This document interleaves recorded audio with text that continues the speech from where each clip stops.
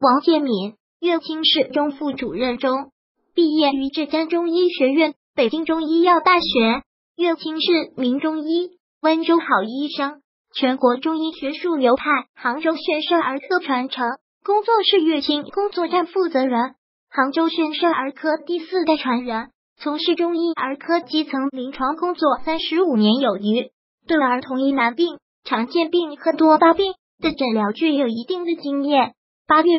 26日，酷热的3伏天终于结束，乐清出伏了。出伏以后，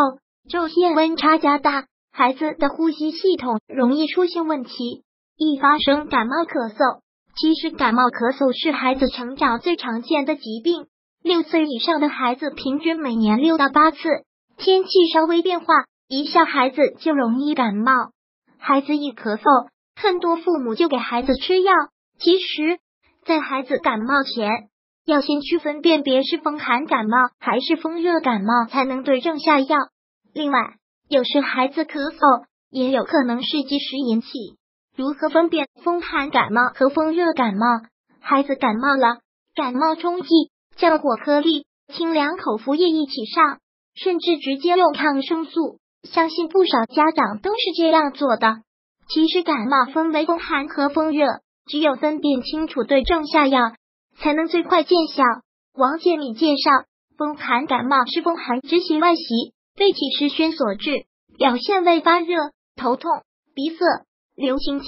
腋部红或伴有怕冷、内寒、无汗、舌淡红、苔薄白。风热感冒是风热之邪发表，被体湿和所致，表现为发热、头痛、腋红或红肿、舌红、苔薄黄。通俗点讲，分辨风寒感冒和风热感冒最直接的方法是看咽部红或者不红，腋红的话是风热感冒，泛指则是风寒感冒。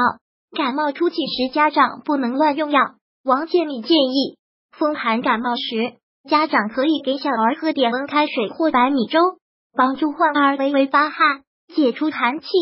当风寒感冒伴有发热时，可服用小儿柴桂退热颗粒或者正柴胡野颗粒。风热感冒时，可服用小儿金翘颗粒、复方鱼腥草口服液等。在感冒的日常饮食中，饮食宜清淡，切忌大鱼大肉。在使用药物上，风寒感冒切忌给孩子使用太寒凉的药物，风热感冒使清热药物宜中并即止，不能过度使用。过度使用会败坏脾胃运化功能。若病情复杂，家长要尽快带孩子就医。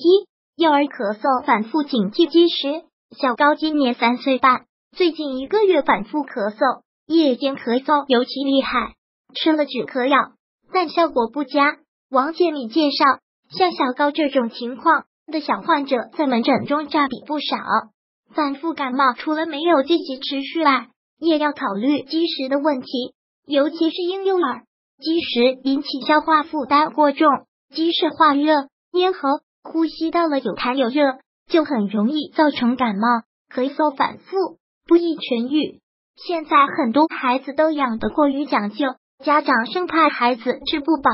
过量进食。此外，一些孩子出了学校课业以后，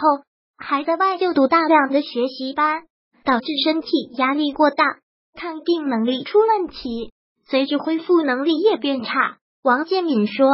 他看诊的患者中有一个小男孩半年的肺炎2次，就是积食和过度运动、学习压力大造成的。中医上认为，小儿咳嗽，初咳一般病机在肺，久咳一般病机在脾胃，